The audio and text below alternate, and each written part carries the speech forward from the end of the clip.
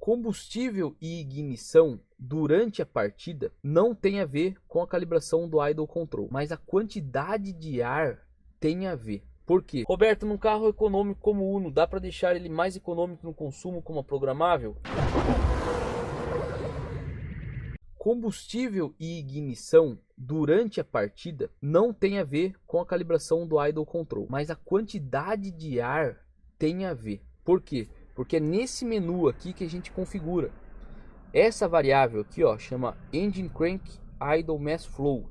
Vou traduzir para vocês. É a vazão de ar na hora da partida, certo? Então é aqui que você controla a quantidade de ar. É nessa tabela aqui, ó. Você tá vendo que é uma tabela que nem está calibrada direito, ó. Por quê? Porque independente da temperatura do motor, ó, 0, 20, 40, a gente tá com 100%, tá? Daí você vai falar, meu, 100%? Se abre toda a borboleta? Não é isso não, tá? Deixa eu mostrar para vocês como que é a quantidade de ar na partida. Ó. Vou ligar a ignição, liguei, vamos conectar na injeção, tá aqui ela. Eu vou fazer o seguinte, tá? Eu vou virar a rank aqui e depois que o motor pegar, eu vou pausar e vou olhar direto quanto de borboleta abriu durante a partida, tá? Então vou virar a rank aqui. Beleza, vou fazer o seguinte. Vou pausar aqui, vou maximizar, tá? Vou pegar aqui no meu gráfico de rotação, aqui em cima, ó. Esse aqui era o momento que estava em partida, ó, com 200 RPM. Olha quanto eu tinha de borboleta, 18%. E depois a gente vê que a borboleta fechou, né, ó. Ela veio fechando aqui, ó. Perfeito? Então, por que o motor tava 18%, a borboleta tava 18% e a gente tava com 100% naquela tabela? O que é isso aí? Vou mostrar para vocês aqui que é algo muito simples, tá? Na verdade, eu tenho essa variável aqui, ó, que mostra a posição máxima da borboleta. Então, isso aqui é algo por segurança e para facilitar também. Ao invés da gente ficar trabalhando em porcentagem da borboleta, 10%, 15%, 5%, o que a gente faz? Aqui na Motec, a gente escolhe uma posição máxima da borboleta, que é tipo aquela posição. Eu nunca vou precisar de mais ar do que isso, nem na partida, nem na marcha lenta, nunca, tá? Nem com motor a frio. E depois, tudo que eu faço é em relação a isso. Então, assim, quando eu coloco 100% aqui, significa que eu vou estar usando 100% da minha quantidade de ar máximo. Nesse caso, seria 18% de borboleta. Perfeito? Por isso que a gente teve 18% na partida. Então, se eu quisesse fechar um pouco, eu vim aqui e diminuiria esse valor, por exemplo, para 90%.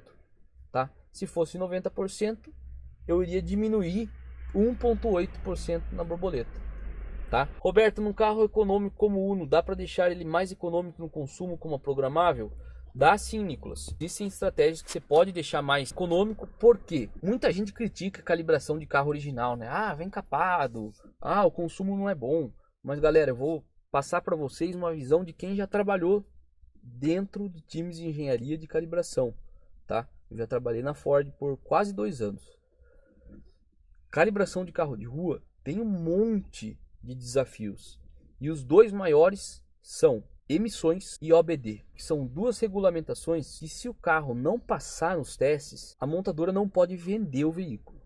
Então, nada é mais importante praticamente do que esses dois pontos, tá? Na calibração. Quando você está trabalhando em emissões, você tem necessidades, você tem alvos de sonda diferentes do que de mínimo consumo, tá? Por exemplo, o que eu quero dizer é o seguinte: para quem nunca ouviu, eu já falei essa história não. Eu já falei essa filosofia, essa ideia em várias lives. Qual frase que eu queria compartilhar com vocês aqui? Que motor a combustão interna é que nem cobertor curto. Eu lembro que meu professor da faculdade falou isso, eu falei, cara, o que esse cara tá falando, meu? Cobertor curto. Que é tipo o seguinte: cobertor curto é aquele negócio, se você tampa a cabeça, você descobre o pé. Você fica com frio no pé, você tampa o pé, descobre a cabeça, fica com frio na cabeça. Motor a combustão interna é isso. Não tem como você fazer uma calibração focada em ter o mínimo consumo, ter a melhor eficiência em emissões e você ter o maior desempenho sempre. Perfeito? Você consegue focar em ter muitas dessas coisas em condições diferentes. tá? Isso que é legal de uma programável, você consegue de pé no fundo ter a melhor performance, melhor desempenho do motor, condições de baixa carga, tipo você está andando na rua, você consegue focar para ter um melhor consumo, perfeito? E daí você vai ter uma calibração bem interessante, certo? Porque você está misturando aí um consumo bom com uma performance legal quando você pisa no acelerador de verdade, tá? Então essa é uma das vantagens da programável. Mas, ao contrário do que muitas pessoas acham, tem muita gente que acha assim, se o carro está consumindo pouco, vamos supor, tenho duas calibrações, uma consome menos que a outra, eu tenho um consumo de combustível menor nessa calibração A aqui. Muita gente que não trabalha na área com emissões pensa assim, se ela consome menos, o nível de emissões, né, deve ser menor. E é algo assim meio que intuitivo, você pensar nisso.